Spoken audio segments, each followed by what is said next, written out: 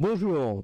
Alors, dans la série, dans la famille, les amendements qui ont été adoptés, nous avons le I 1865, l'amendement I 1865 qui a été déposé, enfin voilà, qui a été voté le vendredi 25 octobre 2024.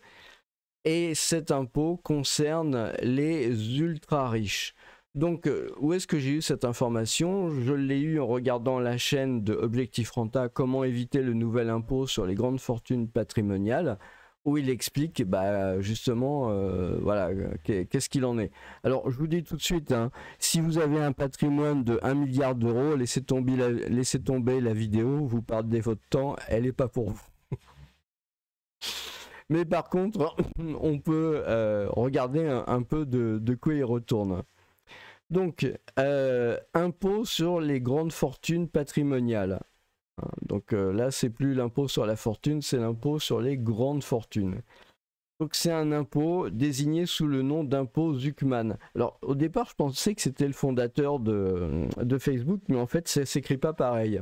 Alors déjà, il y a une arnaque. Pourquoi il y a une arnaque? Parce que j'ai trouvé dans le Monde Gabriel Zuckman, économiste, l'impôt acquitté par les milliardaires ne représente que de l'ordre de 0,3% de leur patrimoine. Hein.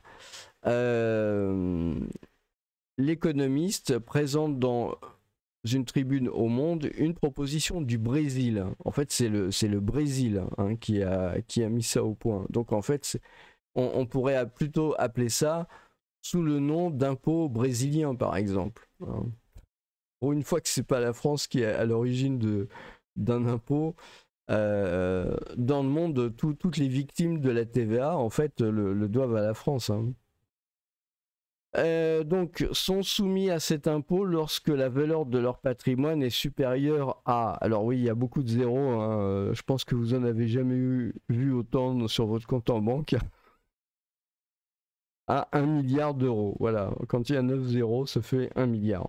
Bon, ok. Les personnes physiques ayant leur domicile fiscal en France, à raison de leur patrimoine, blabla, situé en France ou hors de France, donc ça veut dire mondial. Les personnes physiques n'ayant pas leur domicile fiscal en France, à raison de leur patrimoine tel que défini, nanana, ok. Sauf dans les cas, les couples mariés font l'objet d'une imposition commune. Tiens, cette fois-ci, dans l'amendement, ils ont prévu des couples mariés. Ils ne l'avaient pas fait lors de l'impôt sur la nationalité. Ils avaient oublié les couples mariés. Faut croire qu'ils ont regardé les vidéos des youtubeurs, et en particulier la mienne. Non, j'exagère. Non, c'est peut-être quelqu'un de normal qui a écrit en fait ce truc-là. C'est peut-être pour ça. Peut-être pour ça qu'il a pensé au couple marié en fait. Et puis bon, quand on est sur des niveaux comme ça, faut être un peu plus sérieux dans la rédaction des lois parce que si c'est mal écrit, ça peut coûter extrêmement cher. L'impôt est calculé en appliquant à la fraction de patrimoine qui excède 1 milliard d'euros le taux de 2%. Donc, vous voyez, ça fait 2%, ça fait... si vous avez, par exemple, si vous avez un patrimoine de 2 milliards d'euros, eh ben, moins 1 milliard, ça fait 1 milliard. Donc là, ça fait 200 millions de taxés par l'État. Voilà, je vous prends 200 millions. Bon, il faut voir qu'à l'heure actuelle, il y a quand même une taxe, mais visiblement, elle est pas si grande que ça. Donc, le présent impôt est établi, contrôlé, recouvré, comme l'impôt sur la fortune immobilière tel que défini et sous les mêmes garanties et sanctions. Voilà, donc voilà, ils sont pas fatigués, et c'est tout. Et c'est tout. Il y a un exposé sommaire. Donc l'exposé sommaire, alors on parle du NFP, mais il faut bien voir que le truc a été adopté. Donc s'il a été adopté, encore une fois, c'est pas le NFP tout seul. Le NFP, ils sont minoritaires à l'Assemblée. Je sais pas pourquoi on les propulse comme majoritaires. Ces gens-là, ils sont juste minoritaires par rapport à l'arc de droite. Donc ça veut dire qu'il y a des gens de droite qui ont voté cet amendement. Je pense que c'est important. propose de faire de la France un précurseur de la justice fiscale internationale. Voilà, c'est le même délire que lors du... Même délire, hein. Comment dire, c'est vraiment le même délire que l'impôt sur la nationalité. Ces gens-là, tu vois, il y a des gens qui rêvent d'aller soigner les gens dans les pays pauvres, de sauver il y a des gens qui rêvent de sauver la planète, il y a des gens qui rêvent de faire des innovations technologiques qui vont révolutionner le monde. Non, ces gens-là, ils sont nés et finalement ils ont un seul but dans la vie, c'est de aller prendre l'argent des autres. Voilà, ils sont ils ont, c'est même pas un acquis, c'est un inné, ils sont nés comme ça. Ils veulent que le monde soit sous la coupe de l'État, sous la coupe de l'impôt, sur la collectivisation. Oh purée, c'est juste hallucinant. En mettant en place l'impôt Zuckman. Oui, mais encore une fois, c'est l'impôt brésilien. Pourquoi il parle Zuckman? Est-ce que ce brave homme serait brésilien par hasard? On va voir ça tout de suite. Donc après vérification, en fait, non, c'est un Français. Donc j'ai un peu de mal à comprendre pourquoi on donne le nom de cet impôt à un Français si c'est quelque chose qui a été créé au Brésil. Ça, je comprends pas. Faudrait peut-être rétablir le fait que c'est peut-être un Brésilien à ce moment-là qui a voulu mettre ça en place. Et à ce moment-là, il faut donner à cet impôt le nom je sais pas, du Brésilien qui a mis en place cet impôt. C'est quand même la moindre des politesses, la moindre des honnêtetés que enfin, je sais pas, de dire que cet impôt, c'est un impôt qui a été créé au Brésil. Pour une fois, il n'a pas été inventé en France. C'est juste hallucinant. Donc, forme d'un impôt de 2% sur la partie des patrimoines supérieurs à 1 milliard d'euros. Bon, ok. Rapport mondial sur l'évasion fiscale, etc. Quel que soit le pays, les milliardaires, blabla, coin, politique publique. Ok, bon, une telle inégalité, c'est pas bien. L'égalité, c'est mieux. Ok, bon, tout va mieux. Quasi-taxation insupportable sont simples. Oui, bah oui, ils ont tout ce qu'il faut pour éviter, effectivement. D'autres pays s'inscrivent aujourd'hui dans cette logique, en particulier avec le billionnaire minimum tax défendu par Joe Biden. Il y a même différents milliardaires qui sont pour aux États-Unis d'être plus taxés. Mais bon, on se fout pas de leur tronche comme en France, quoi.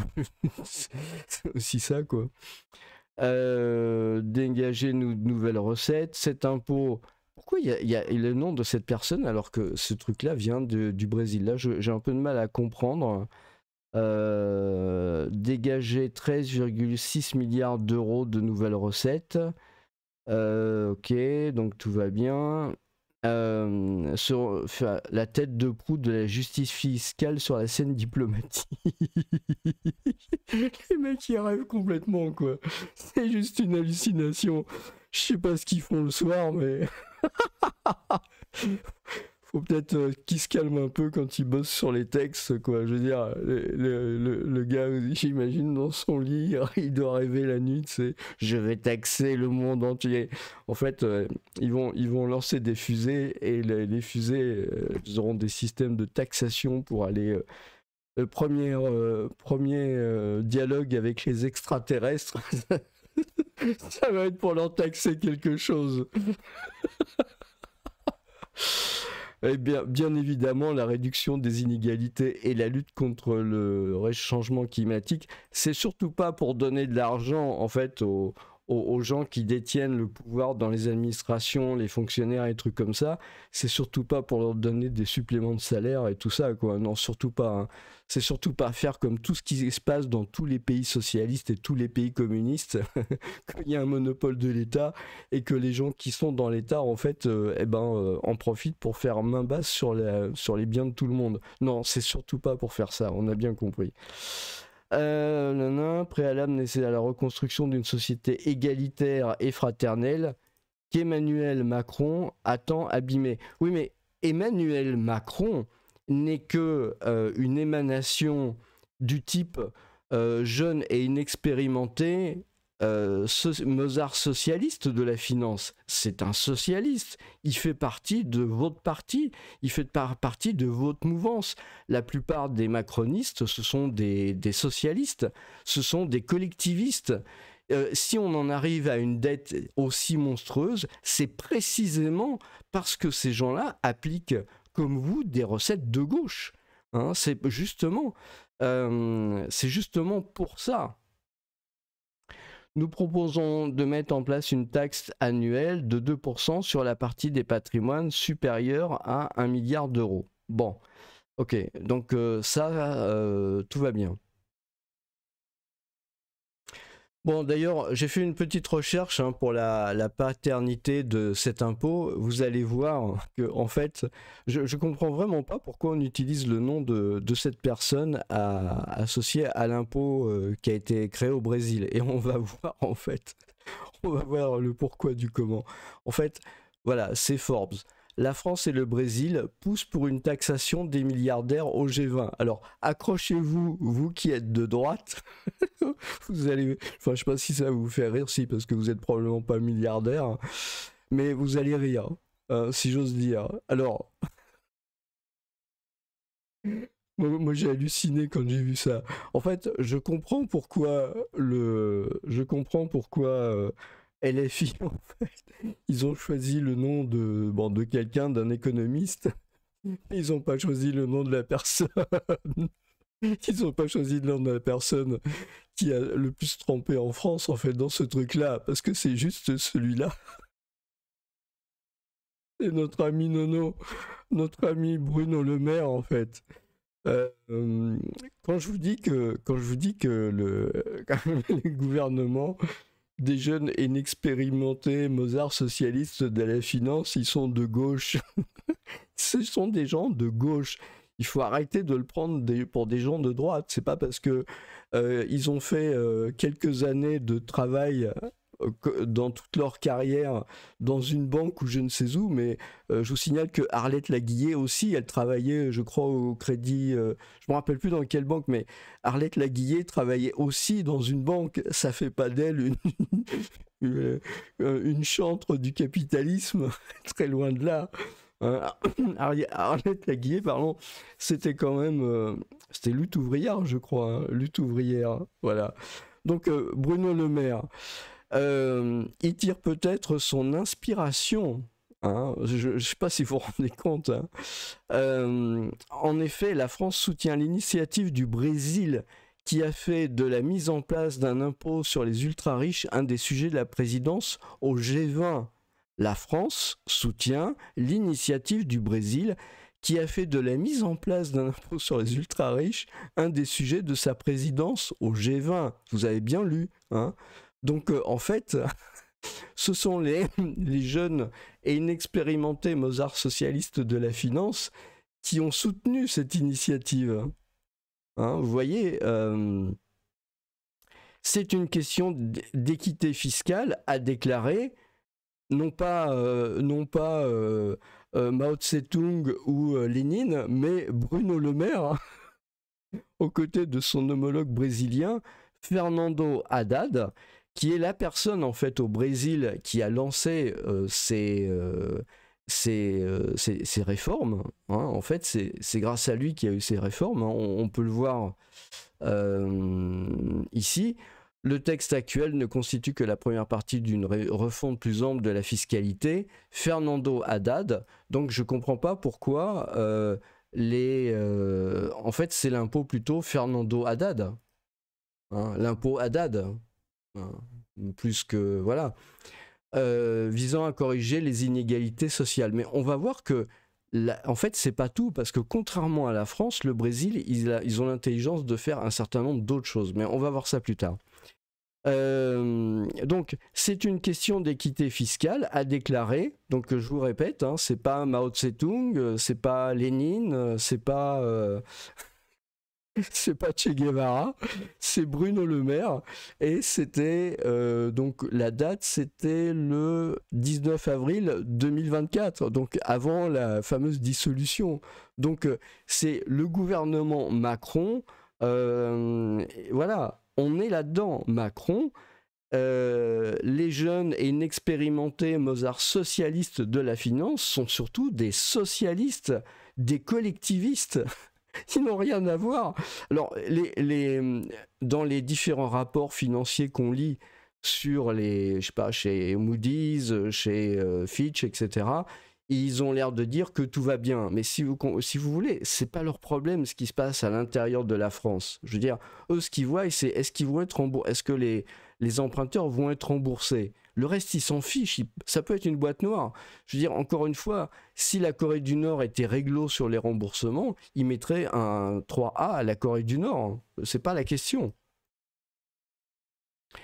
Donc voilà, il y a tout un tas de choses en fait sur la question, et voilà, en fait, je veux dire, voilà. Mais simplement, ce qu'il faut quand même savoir, c'est que alors, j'aurais quand même. En fait, il y a Lula. En fait, c'est Lula. Lula est le président du Brésil actuel. C'est lui qui portait justement cette politique économique avec Fernando Haddad. Et Lula, en fait, faut quand même voir un peu ce que c'est. Je veux dire, on considère peut-être quelqu'un de bien, etc. Mais lors de l'élection présidentielle française de 2022, il apporte son soutien à la candidature de Jean-Luc Mélenchon.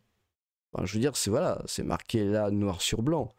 Donc, c'est un anti-impérialisme, un anti-américanisme, un tiers-mondiste, voilà. Si vous voulez, c'est quelqu'un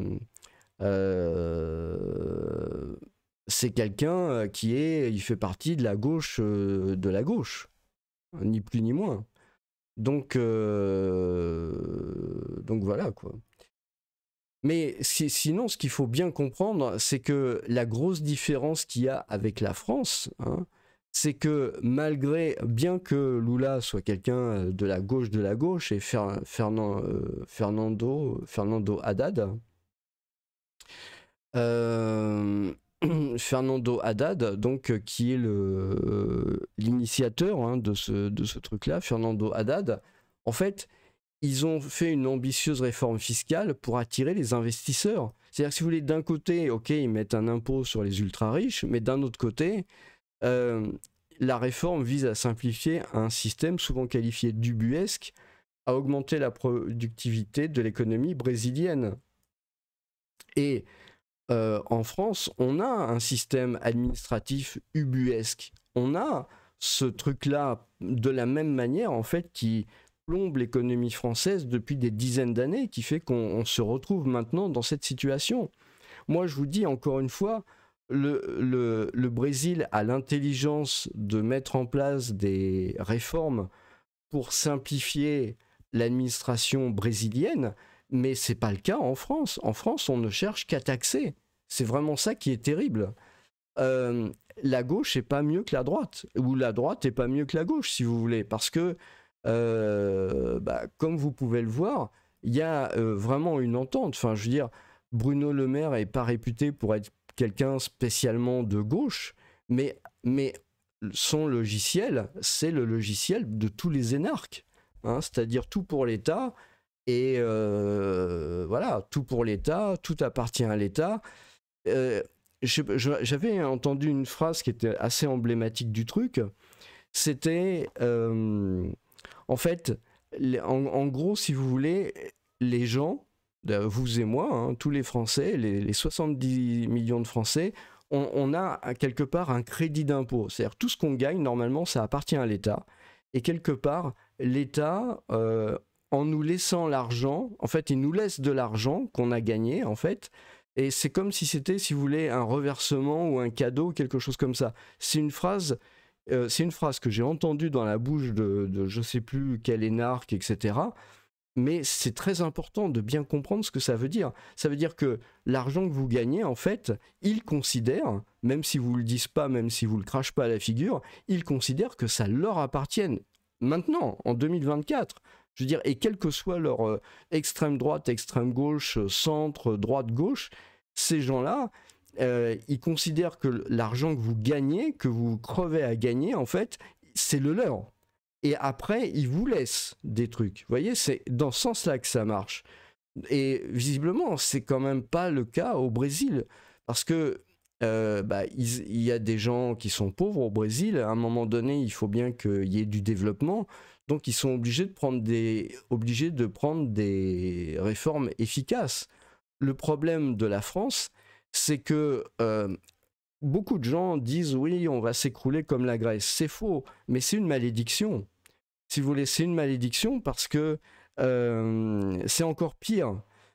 Regardez les pays qui sont des pays producteurs de pétrole. À part quelques-uns qui arrivent à gérer intelligemment leur argent, généralement, ils ont des déséquilibres financiers, économiques et dans la population qui sont des déséquilibres qui sont monstrueux.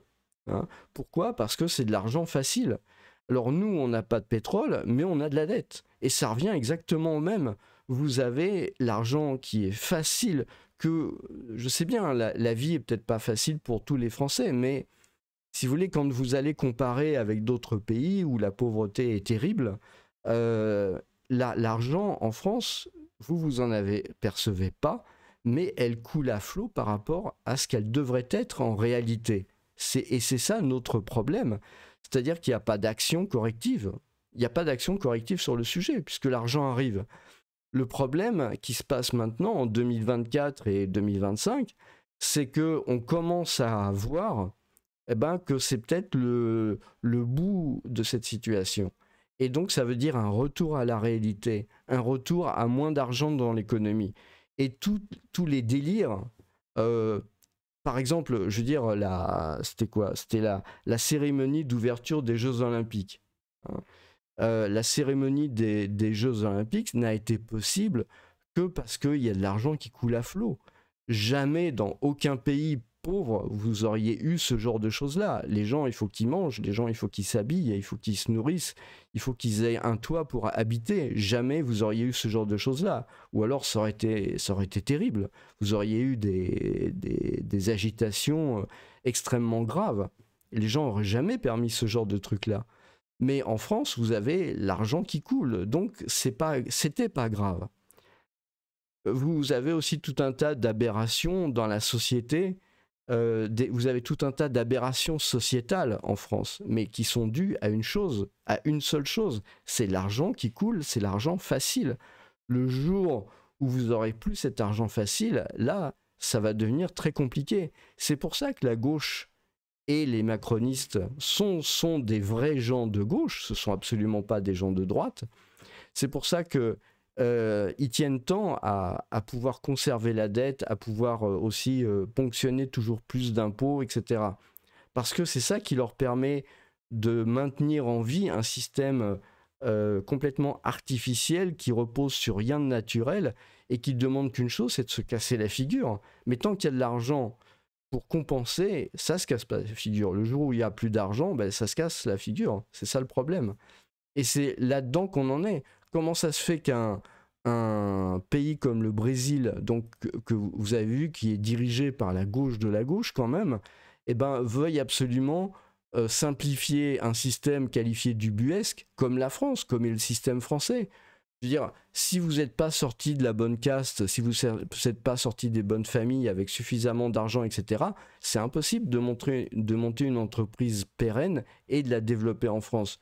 Vous pouvez la créer, il n'y a pas de problème, c'est 3 signatures, 2 heures et c'est fini. Mais ensuite, c'est de la faire vivre à travers tout le système administratif qui est là pour maintenir des gens, pour leur verser un salaire, qui vont vérifier les formulaires et les trucs comme ça. C'est ubuesque aussi en France. Mais il n'y a pas de contre-mesure puisque l'argent coule à flot. Hein. Et ce n'est pas le cas au Brésil. Donc vous voyez un peu la différence. Et je vous le dis, c'est marqué là. Bruno Le Maire, Fernando Haddad. Voilà.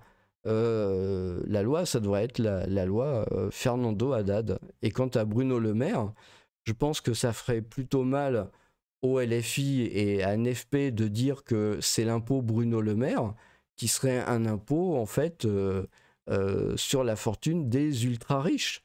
Mais c'est pourtant la réalité. C'est ça la réalité vraie. C'est-à-dire que si vous voulez, les décisions, elles se prennent chez les dirigeants, elles se prennent dans les États. Donc vous avez un ministre de l'économie, d'une économie socialiste, Bruno Le Maire. Vous avez un ministre d'une économie socialiste, Fernando Haddad, et c'est eux qui implémentent le truc. Donc à la limite, ça pourrait être l'impôt Le Maire Haddad, par exemple. Donc déjà, voilà, il y a un problème de dénomination. Moi, je l'aurais appelé impôt Le Maire Haddad. Voilà. Alors maintenant, est-ce que c'est un impôt qui va faire fuir les riches, les ultra-riches? Bon, déjà, quand on est ultra-riche, bon, ça m'est pas arrivé très souvent. Ça m'est pas arrivé très souvent.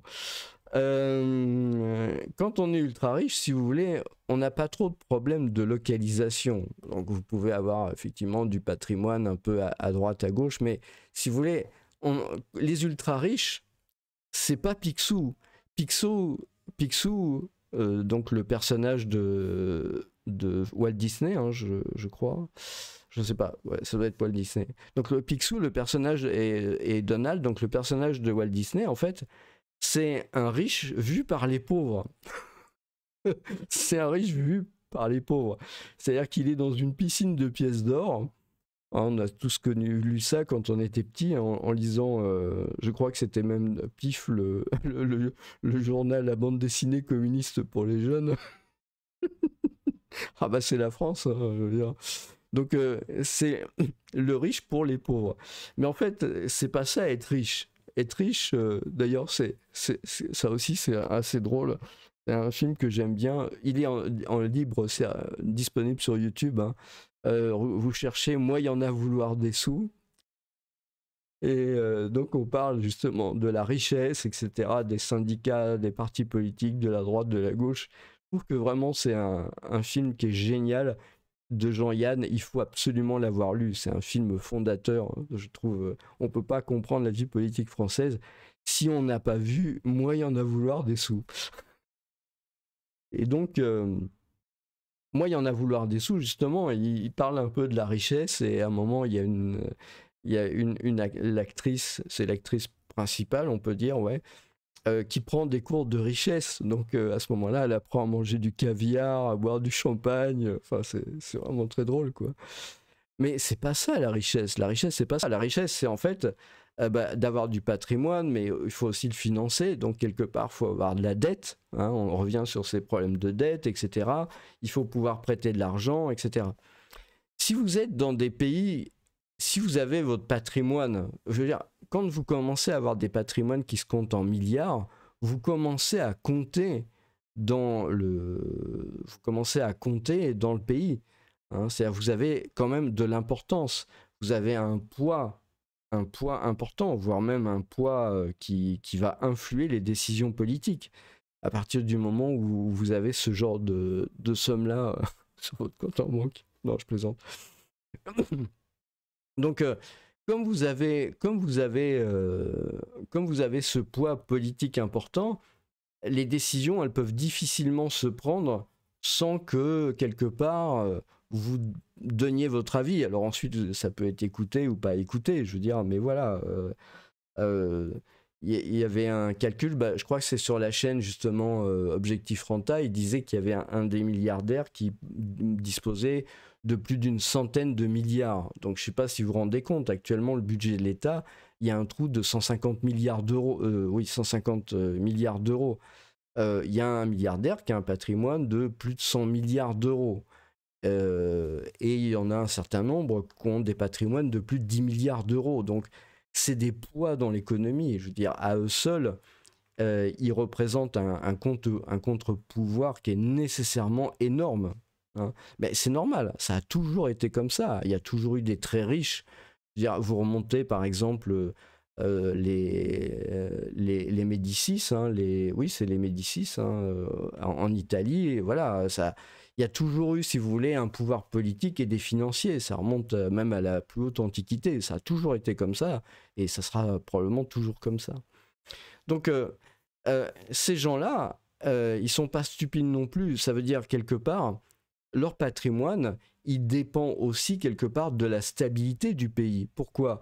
Parce que si vous regardez, par exemple, la notation, hein, on regarde les notations qui ont été distribuées par Fitch et Moody's et Standard & Poor's.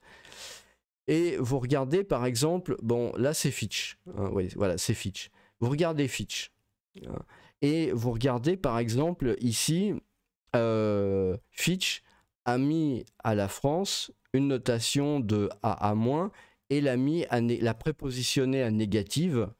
Et puis, dans le rapport, quelque part, il y avait marqué qu'en fait, ça devrait être plutôt A+. Hein, donc, vous rappelez un peu la situation. Mais si vous regardez ici, ça c'est important parce que ça, les médias en parlent jamais. Mais comprenez bien une chose, chaque organisme en France, chaque entreprise en France, donc le patrimoine de ces ultra-riches, dépend en fait de la notation de la France. Par exemple, vous prenez les Bouches-du-Rhône, hein, c'est un département, eh bien il est noté, au même titre que le pays, il est noté à A-. Mais par contre, si vous regardez la Seine-Saint-Denis, vous apercevez qu'elle est déjà à A+ stable. Donc elle est un cran en dessous de la France. Voyez, vous regardez la ville de Levallois. Pareil, elle aussi, elle est en dessous de la France. Mais elle est A+ positif. Voyez, donc ça, c'est particulièrement important. Ça veut dire que l'ultra riche qui va disposer d'un patrimoine et puis nécessairement qui va disposer d'entreprises, etc., ces entreprises, elles vont aussi être notées à A-, et puis éventuellement A+, etc. Mais ils n'ont probablement pas intérêt à ce que le pays soit dégradé. Parce qu'à ce moment-là, si le pays est dégradé, ça veut dire leur patrimoine aussi, il est dégradé. Vous comprenez?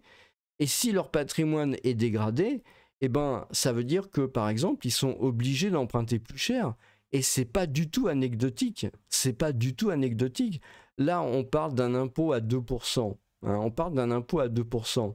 Mais la question qu'il faut plutôt se poser, c'est plutôt d'une autre manière. Il y a n'importe quoi qui a été fait avec le budget. Hein. Il y a vraiment n'importe quoi.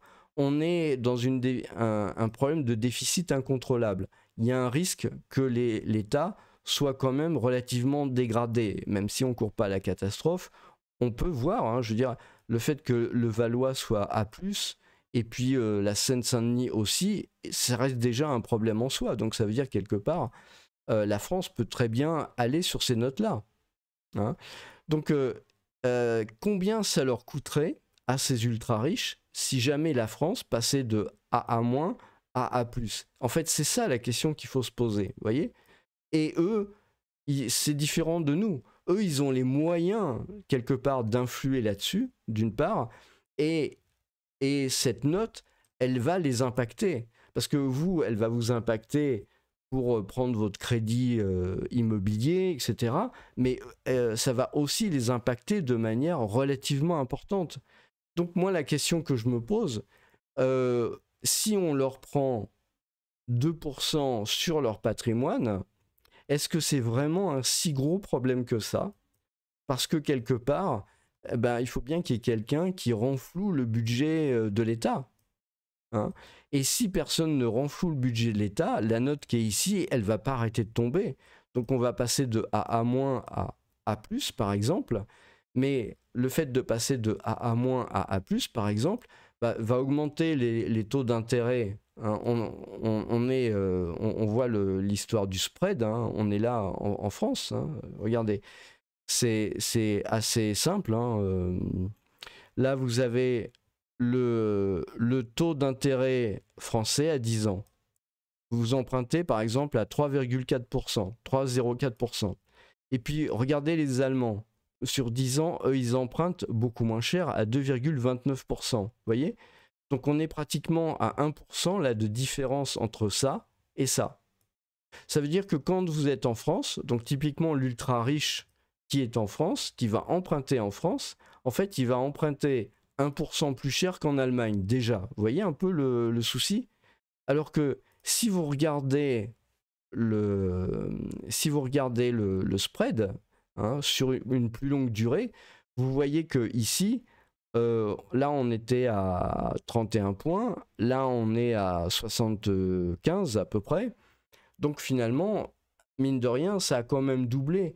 Si vous voulez, entre là et là, on a pris 0,5% de taux d'intérêt en plus. Quand vous brassez des milliards, 0,5%, c'est pas négligeable. Et si jamais la dette s'envolait, vraiment, et que y ait 1%, 1,5%, 2% dans la vue entre le spread entre l'OAT et le Bund, hein, qui se passerait ici, nécessairement vous auriez des répercussions aussi pour les ultra riches. Et donc à ce moment-là, eux aussi vont emprunter à plus 1%, plus 2%. Alors vous allez me dire, oui, mais il y a des arrangements, machin. Oui, ok, d'accord, mais n'empêche que, si vous voulez, je vous pose un principe de base. Après, il y a toujours des possibilités de négociation, etc. Mais voilà, si vous voulez, c'est quand même le principe de base. Donc quelque part, si vous voulez, pour les ultra riches, renflouer un État qui va mal, dans lequel ils ont leur patrimoine, c'est pas nécessairement un mauvais calcul, et c'est pas nécessairement une hérésie, c'est pas nécessairement une spoliation de la propriété. Il peut y avoir des conséquences malgré tout positives pour eux. C'est pour ça qu'aux États-Unis, vous avez un certain nombre de riches, hein. Je pense en particulier à Zuckerman, le patron de Meta, mais il me semble aussi, je crois que c'est Bill Gates, enfin vraiment les riches, les plus riches, qui sont même comment il s'appelait, Warren Buffett, ils sont aussi pour des taxations des très très hauts patrimoines, parce que je pense qu'à un moment donné, ils comprennent bien quand même que voilà, c'est bien de détenir du patrimoine, mais voilà, ça peut poser un problème. En plus, je pense que quelque part, là, on propose de faire de la France un précurseur de la justice fiscale internationale. D'abord, c'est faux, c'est le Brésil, c'est pas la France. C'est le Brésil qui a eu l'idée, hein. C'est pas... faut éviter de copier sur les autres quand même. La France, c'est n'importe quoi, vraiment, les mecs. C'est vraiment un grand délire. On comprend maintenant un peu mieux les paroles de la personne qui voulait être Premier ministre du NFP. En fait, ils se montent la tête avec ce genre d'idée, quoi. Je veux dire, les réunions du NFP, ça doit être assez marrant à voir finalement. Donc voilà. Ok, donc voilà un peu ma réflexion sur le sujet. Voilà, ils veulent présenter ça comme une révolution, mais en fait, c'est peut-être pas si révolutionnaire que ça, en fait, hein.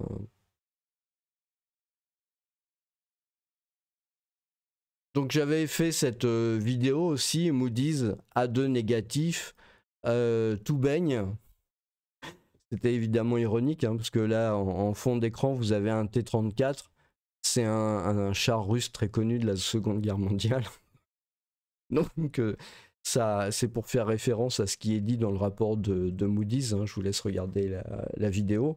Mais justement, où je parle justement de ces histoires de notation, je pense que c'est important de bien écouter ça, parce que personne n'en parle. Enfin, je veux dire, les médias mainstream vous lancent comme ça une phrase en disant machin, truc, mais en fait, il n'y a pas d'explication vraiment sur le sujet, quoi. Donc, c'est à mon avis tout ça qu'il faut comprendre. Si vous voulez, le signal que la France aura changé, c'est que la France copie complètement sur le système brésilien et arrive à supprimer tout le fardeau administratif qu'il y a actuellement, hein, et qu'ils essayent d'imposer au monde et à l'Europe. Souvent on dit c'est l'Europe le problème, mais il faut voir aussi quelle est l'influence de la France dans cette Europe, et de quelle façon elle a peut-être contribué, la France, à alourdir le fardeau réglementaire européen à cause de ces délires. Parce qu'il y a des gens, ils sont formés que à ça, en fait. C'est ça, c'est absolument ça le problème. Euh, donc voilà, voilà en fait ce que je pense en fait de l'impôt sur les ultra super maxi riches. Et bah écoutez, je vous souhaite une bonne journée et à la prochaine.